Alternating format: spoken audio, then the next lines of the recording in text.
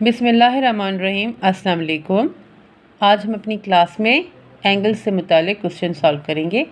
Last वाली class में हमने ये सीखा था कि एंगल क्या होती है, कैसे फॉर्म करते हैं, या टोटल एंगल्स का सम क्या होता है।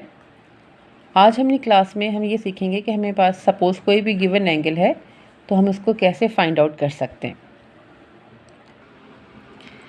लेट्स सपोज़ हमारे पास एक क्वेश्चन है कि हमारे पास ए बी एक स्ट्रेट लाइन है जिस पे कुछ एंगल्स हैं और हमसे पूछा ये गया है इसका ये पॉइंट ओ है।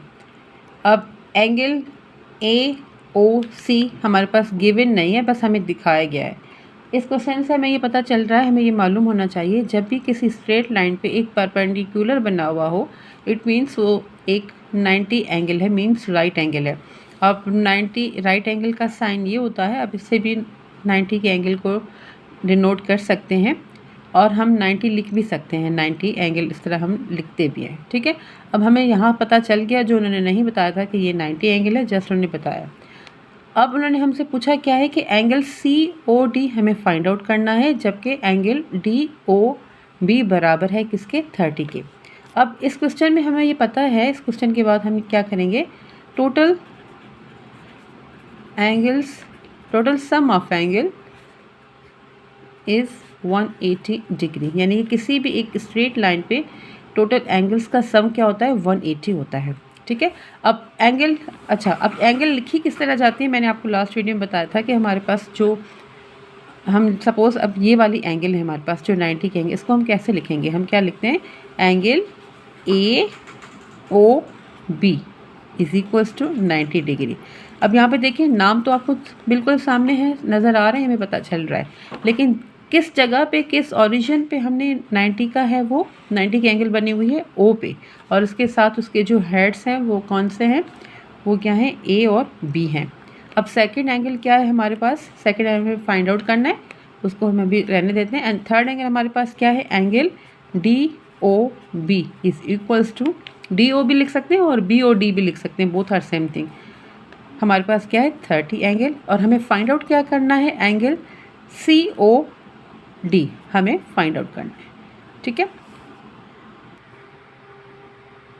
इसके बाद हमें क्या करना होगा, जिस तरह हमने फर्स्ट स्टेटमेंट अपनी लिखी है, यानी कि इन सब का जो सम होगा, सॉरी यहाँ पर 90 नहीं है, ये हमें फाइंड आउट करना है।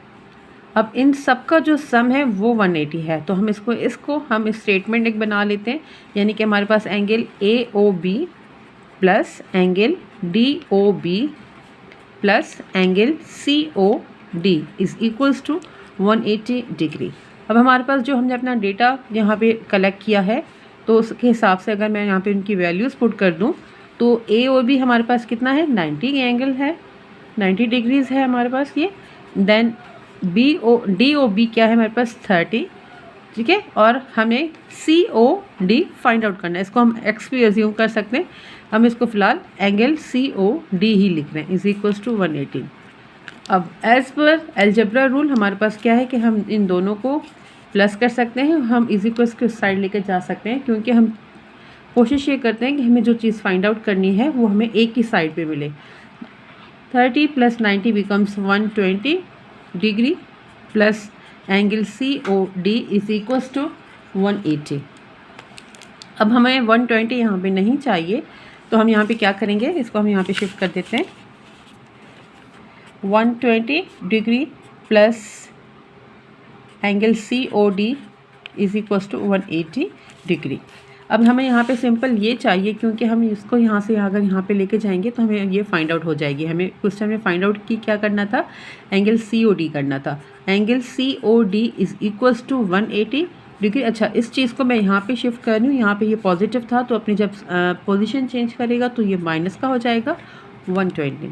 अब angle C O D simply बन गया 180 माइनस 120 बिकम्स 60 डिग्री, ये इस चीज़ का आंसर है। अब हम अगर अपनी डायग्राम देखें तो हमारे पास लेट सपोज़ ये 90 हो गया, ये 60 एंड ये 30।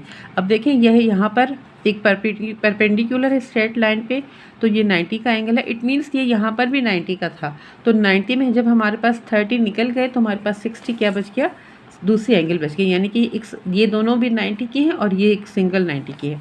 होपफुली स्टूडेंट्स आपको ये लेसन समझ में आया होगा। Thank you for watching.